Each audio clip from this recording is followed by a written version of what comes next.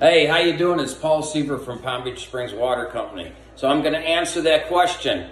How do you make electrolyzed water? Well, first you have to know what kind of water you want to make. You see a lot of machines on the market, and so what's the difference between them? All those other machines, every single one of them, have one thing in common. They're single polarity. They make a high pH alkaline water with hydrogen.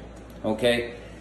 The only one that's set apart from any of them is the Esprit ES2000. It's a dual polarity generator, so it actually makes a neutral hydrogen, oxygen, ozone water. So it's all balanced together. You got the proper amount of hydrogen, you got the proper amount of ozone, and of course when you got hydrogen and ozone in the same volume, you got oxygen, because that's what's created between the two. We won't get into it.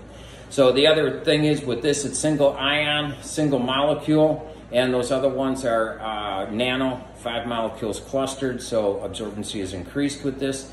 Their ionic product, the amount of energy that's stored in the water is 1.37. The amount of energy stored in this water is 6.45. So it's a completely different advanced unit.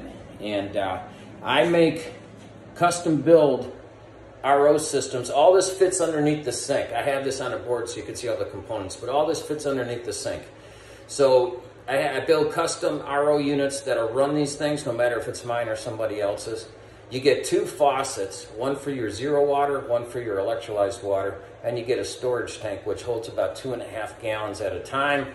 And with my system, you can dump the whole 2.5 gallons on optimal, and it takes an hour to recover. So how hard is it to make electrolyzed water? You just have one of these systems, walk over to it with your container, turn on the faucet, and make your water. Ain't hard at all, just call.